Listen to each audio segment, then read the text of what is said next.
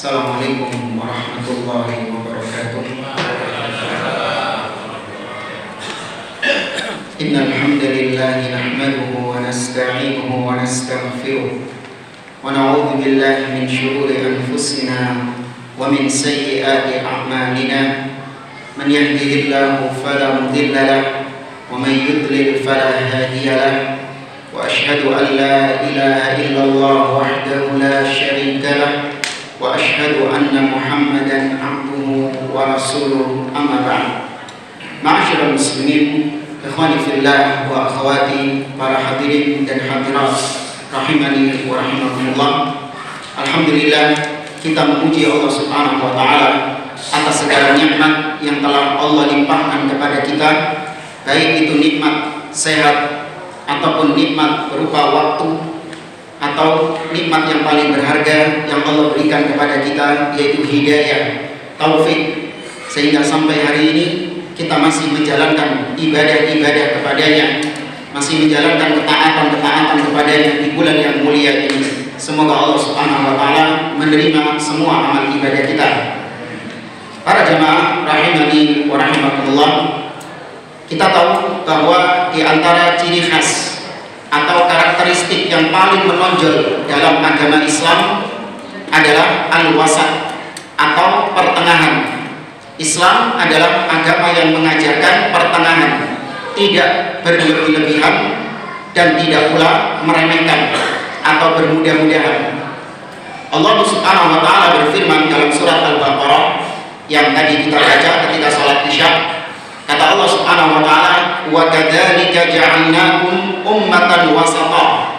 Demikianlah kami jadikan kalian umat yang pertengahan. Tidak sebagaimana ahlul kitab. Mereka ada yang jatuh dalam perkara yang hulu, berlebih-lebihan, ekstrim dalam menjalankan ibadah atau syariat mereka, dan ada pula di antara mereka yang bermudah-mudahan, meremehkan, menggampang-gampangkan syariat mereka. Namun Islam pertengahan, tidak berlebihan dan tidak pula bermudah-mudahan.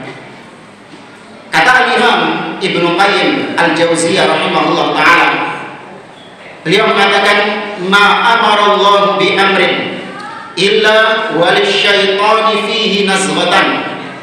Tidaklah Allah memerintahkan suatu perintah kepada hambanya kecuali syaitan, iblis, itu punya dua senjata untuk menggelincirkan manusia dari perintah Allah tersebut.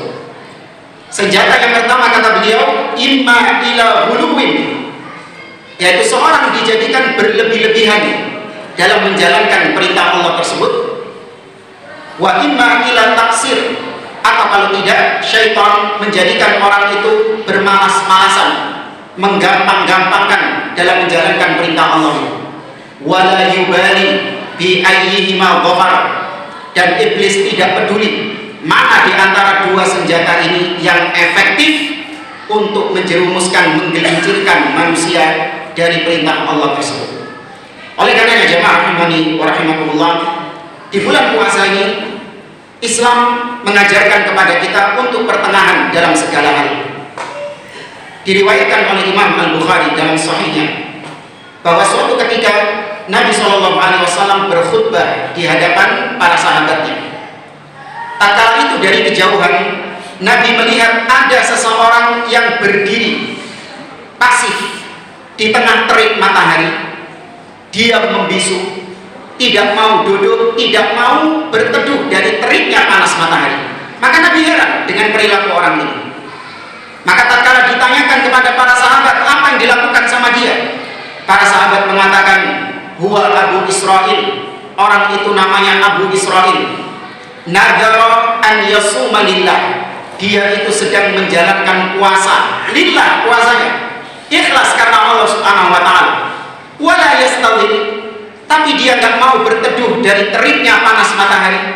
Wala yaq'ud, dia tidak mau duduk, tapi dia berdiri terus sampai nanti berbuka. Wala yatakallam, dan dia tidak mau berbicara kepada siapapun. Kenapa muncul puasa yang model demikian? Karena mindset dia bahwa puasa itu adalah ta'dzibun nafsi, Puasa itu adalah menyiksa diri, sehingga kalau puasa tapi dirinya tidak tersiksa, itu seakan-akan pahalanya kurang, seakan-akan puasanya itu kurang mantap, seakan-akan ibadahnya itu kurang marem kalau tidak tersiksa dirinya. Maka dia ciptakan kondisi yang kalau dia berpuasa dalam keadaan seperti itu, maka laparnya semakin lapar, hausnya semakin haus, dan dia semakin lelah, semakin capek. Itu pahalanya lebih besar di sisi Allah Subhanahu wa Ta'ala daripada puasa tapi duduk di tempat yang teduh. Apalagi zaman kita sekarang ada AC-nya, pahalanya sedikit, laparnya nggak seberapa, hausnya nggak seberapa. Maka kemudian apakah perbuatan ini diapresiasi oleh Nabi SAW? Tidak. Nabi mengatakan muruh falyaqud wal yastadil wal yatakallam. Perintahkan dia untuk berteduh, perintahkan dia untuk duduk, perintahkan dia untuk berbicara. Wal yutimma shaumahu, baru kemudian dia lanjutkan puasanya. Poin yang diambil dari kisah ini adalah, yaitu terkadang sebagian orang dalam menjalankan ibadah puasa sampai pada tingkatan hulu, berlebih-lebihan dalam menjalankannya. Ada sebagian orang yang puasa gak mau sahur. Kenapa? Karena biar nanti siang laparnya itu semakin lapar, sehingga kalau laparnya itu semakin dahsyat, pahalanya lebih besar di sisi Allah Subhanahu wa Ta'ala daripada yang makan sahur. Laparnya gak seberapa nanti, hausnya gak seberapa nanti, maka pahalanya kecil menurut dia. Padahal ukuran kesesuaian suatu ibadah tidak dilihat dari sisi lelahnya, tidak dilihat dari sisi laparnya, dari sisi capeknya, tapi ibadah itu dinilai dari kesesuaiannya dengan tuntunan Nabi Muhammad SAW. Apa manfaatnya? Dia lapar-lapar seperti itu, dia haus dengan haus yang sangat luar biasa, padahal Nabi SAW tidak mengajarkan demikian. Justru sebaliknya, Nabi mengajarkan untuk makan sahur. Nabi SAW mengatakan tasaharu fa inna fis sahuri barakah. Makanlah sahur, karena di dalam makanan sahur ada barokahnya.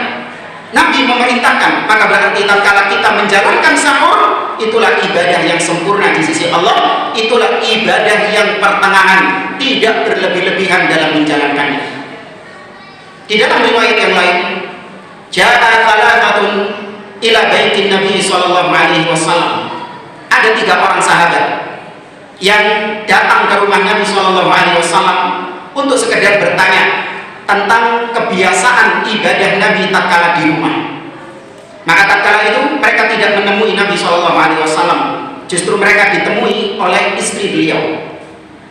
Tatkala dijelaskan oleh istri beliau tentang ibadah Nabi SAW tatkala di rumah, ka'annahum taqalluha, seakan-akan 3 orang ini menganggapnya kok biasa-biasa saja ini ibadahnya Nabi, di luar ekspektasi mereka. Mereka menganggap Nabi ini ibadahnya yang sangat luar biasa, tapi ternyata ibadahnya biasa. Maka sebagian di antara mereka mengatakan, qad ghufira lahu ma taqaddama min dhanbihi wa ma ta'akhkhar. Oh iya, pantas. Nabi itu ibadahnya biasa karena Nabi sudah dijamin surga. Nabi sudah diampuni semua dosa-dosanya yang lalu dan yang akan datang. Wajar kalau Nabi ibadahnya biasa. Wa aina nahnu min Rasulillah. Nah, kita ini yang gak ada jaminan surga, gak boleh seperti Nabi itu yang biasa-biasa saja dalam menjalankan ibadah. Maka mereka ingin untuk melebihi Nabi. Disinilah letak problemnya. Mereka menganggap ada suatu ajaran, ada suatu tuntunan yang lebih baik dari apa yang telah diajarkan Nabi SAW menurut akal pikiran mereka. Bukan menurut dalil, tapi menurut akal pikiran mereka. Maka salah seorang di antara mereka, 3 orang tadi mengatakan, amma ana fasa usallil laila wala anam. Adapun aku mulai sekarang akan berjanji sholat malam semalam suntuk dan aku tidak akan tidur. Orang kedua mengatakan, wa amma ana fasa asumud dahra wala uftir. Adapun aku mulai sekarang aku akan puasa setiap hari dan aku tidak akan berbuka. Dan yang ketiga, wa amma ana fa'atazilun nisa wa lam atazawwaj. Adapun aku akan tinggalkan wanita-wanita dan aku tidak akan menikah selama-lamanya. karena dianggapnya menikah bisa mengurangi kuantitas ibadah. Sibuk dengan istrinya, sibuk dengan anak-anaknya, sehingga waktunya untuk beribadah kepada Allah jadi berkurang gara-gara ngurusi rumah tangga. Maka mending gak menikah. Demi apa? Demi ibadah, bukan bermaksiat. Mereka semuanya tujuannya ibadah kepada Allah, ikhlas karena Allah Subhanahu wa Ta'ala. Namun demikian dalam ajaran kita, ikhlas saja tidak cukup, niat baik saja tidak cukup, harus sesuai caranya dengan apa yang diajarkan oleh Nabi Shallallahu Alaihi Wasallam. Maka tatkala Nabi datang dan Nabi mendengar 3 orang tadi itu akan melakukan ini dan ini, maka Nabi bukannya mengapresiasi, Nabi justru mengatakan kepada mereka, fa inni aqaqum lillah wa akhsyakum lahu. Sesungguhnya aku manusia yang paling bertakwa kepada Allah dan aku manusia yang paling takut kepada Allah. Walakinnani usolli wa anam. Tapi meskipun demikian, aku terkadang sholat malam, tapi juga terkadang tidur. Wa asumu wa uftir.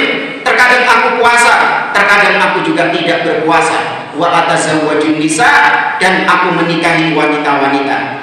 Kemudian kata Nabi, faman raghiba an sunnati falaysa minni. Barang siapa yang enggak suka, enggak serak dengan ajaranku ini, dengan sunnahku ini, sehingga dia tambah-tambahkan melebihi dari apa yang aku ajarkan, falaysa minni, maka kelak pada hari kiamat dia bukan termasuk golonganku.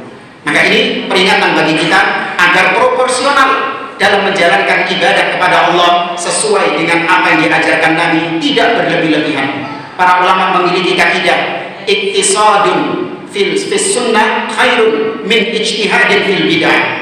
Bersederhana tapi itu sesuai sunnah lebih baik daripada ibadah yang luar biasa tapi itu tidak sesuai sunnah Nabi Shallallahu Alaihi Wasallam. Tidak ada nilainya di sisi Allah Subhanahu Wa Taala.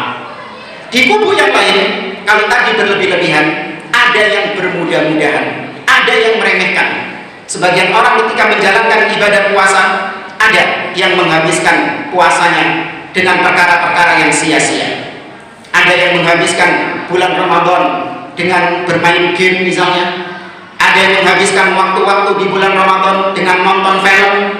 Ada yang menghabiskan waktu-waktu di bulan Ramadan dengan menghabiskan waktunya di media sosial. Ya, ada yang menghabiskan waktunya untuk bersenda gurau. Mana bacaan Al-Quran yang dia baca? Tidak ada. Mana zikir yang dia zikir kepada Allah Subhanahu Wa Taala? Tidak ada. Semua waktunya dihabiskan untuk perkara yang sia-sia. Puasa hanya sebatas tidak makan, tidak minum. Selebihnya tidak ada bedanya dengan tatkala dia tidak berpuasa. Sebagian yang lain meremehkan puasa. Dia bukan termasuk golongan yang mendapatkan keringanan untuk boleh tidak berpuasa. Dia bukan orang yang sakit. Dia juga bukan orang yang tua renta. Dia juga bukan orang yang safat. Dia bukan wanita yang hamil atau menyusui. Dia hanya sebatas orang yang pekerjaannya berat, mau kuli bangunan atau mungkin driver Gojek lah apa. Di tengah terik matahari yang panas, dalam kondisi yang capek, lelah, lapar, haus, dia membatalkan puasanya. Dengan alasan apa? Islam itu agama yang mudah. Allah mengatakan dalam Al-Quran, yuridullahu bikumul yusra wala yuridu bikumul usra. Allah menghendaki kemudahan dan Allah tidak menghendaki kesusahan. Saya kalau puasa sekarang, kerjaan saya jadi keteteran.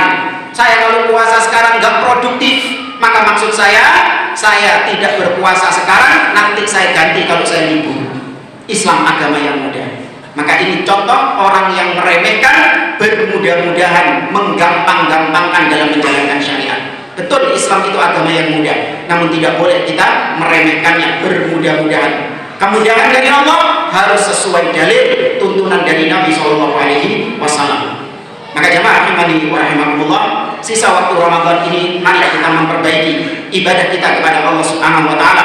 Jangan sampai kita jatuh dalam hulu berlebih-lebihan, dan jangan pula kita sampai jatuh ke dalam perkara meremehkan, namun kita tetap berada pada jalurnya, yaitu sesuai dengan tuntunan Nabi, pertengahan istiqamah di atas tuntunan Nabi Shallallahu Alaihi Wasallam. Ini yang mungkin bisa kita sampaikan, kurang lebihnya mohon maaf. Aku lupa lihada. Wassallallahu ala nabiyyina Muhammad wa ala alihi wa sahbihi ajma'in. Wassalamualaikum warahmatullahi wabarakatuh. Waalaikumsalam.